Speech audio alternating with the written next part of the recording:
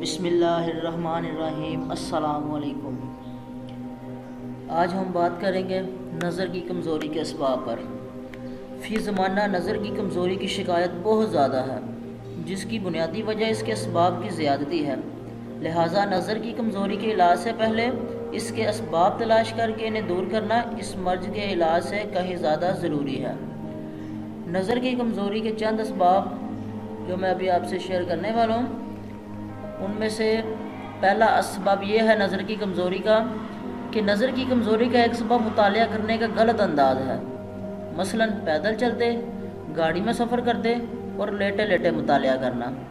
یوں ہی دوران مطالعہ کافی دیر تک کتاب وغیرہ میں نظر جمائے رکھنے سے بھی آنکھوں پر بوجھ بڑھتا اور نظر کمزور ہو جاتی ہے۔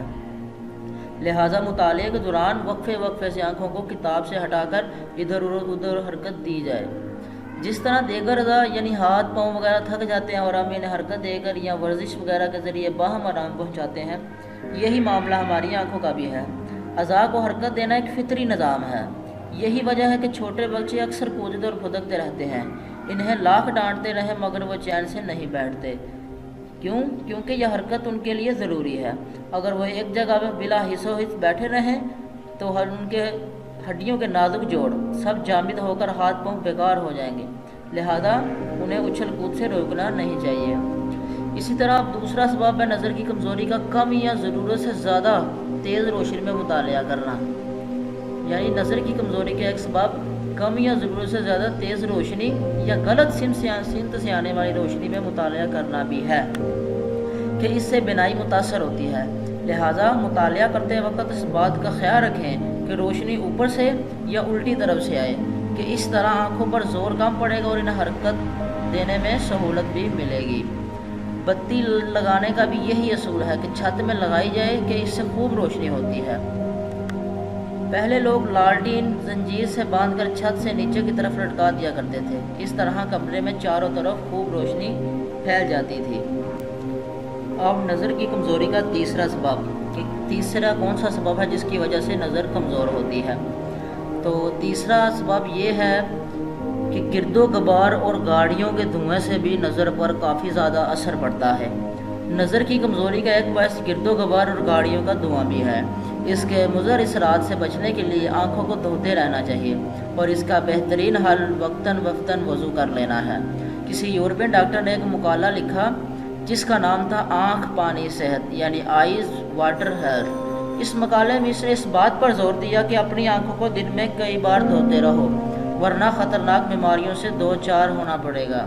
آنکھوں کی ایک ایسی بیماری بھی ہے جس میں آنکھوں کی رطوبت یعنی اصلی تری کم یا ختم ہو جاتی ہے اور بینائی کمزور ہوتے ہوتے بالآخر مریض اندھا ہو جاتا ہے۔ طبی اصول کے مطابق اگر بھنوؤں کو وقتاً تر کیا جاتا رہے تو اس مرض سے تحفظ مل سکتا ہے۔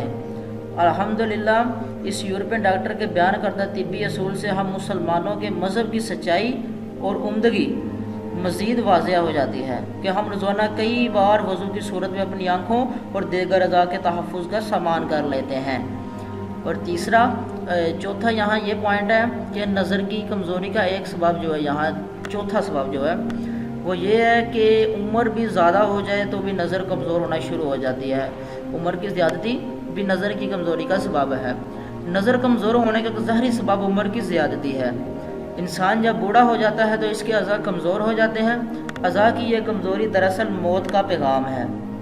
سیاہ بالوں کے بعد سفید بال، جسمانی طاقت کے بعد کمزوری اور سیدھی کمر کے بعد کمر کا جھکاؤ، مرض، آنکھوں اور کانوں کا تغیر یعنی پہلے نظر اچھی ہونا پھر کمزور ہو جانا اور سننے کی طاقت کی درستی کے بعد بہرے پن کی آمد وغیرہ بھی موت کے قاصد ہیں اور پیغام دیتے ہیں کہ زندگی کی میعاد ختم ہونے والی ہے۔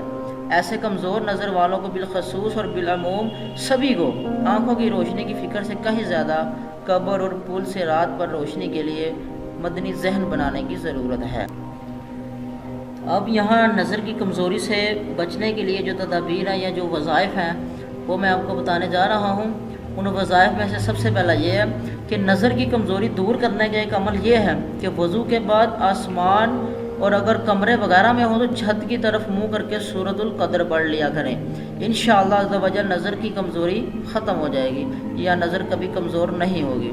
مسائل القرآن میں ہے جو وضو کے بعد آسمان کی طرف دیکھ کر ایک مرتبہ سورۃ انا انزلنا پڑھ لیا کرے تو انشاءاللہ اس کی بنائی میں کبھی کمی نہیں ہوگی، یعنی نظر کبھی کمزور نہیں ہوگی۔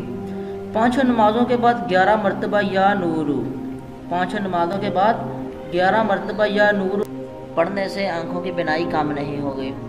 اور ایک دوسرا یہ ہے کہ جو طبی ہے، بادام کھانے سے بھی آنکھوں کی بینائی بہت زیادہ کم ہوتی ہے، یعنی کہ بادام کھانے سے بھی آنکھوں کی بینائی کے کم ہونے کے چانسز بہت کم ہوتے ہیں۔ بادام آنکھوں کی بینائی کو تیز کرتے ہیں، دماغ کو طاقت دیتے ہیں۔ اور ایک یہ ہے کہ آپ صلی اللہ علیہ وسلم نے سرمہ اسمد لگانے کا حکم دیا ہے کہ سرمہ اسمد یہ آنکھوں کی بینائی کو تیز کرتا ہے اور آنکھوں کی بیماریوں سے بچاتا ہے۔ سرمہ اسمد یہ آپ صلی اللہ علیہ وسلم کا بتایا ہوا سرمہ ہے، سرمہ اسمد، ٹھیک ہے۔ یہ نظر کی کمزوری کے چند اسباب تھے اور ان کے روحانی اور طبی علاج تھے جو میں نے آپ سے شیئر کیے ہیں۔ ویڈیو کو لائک اور شیئر ضرور کیجیے گا اور میرے اس YouTube channel best Islamic information کو سبسکرائب بھی ضرور کیجیے گا۔ Thank you for watching.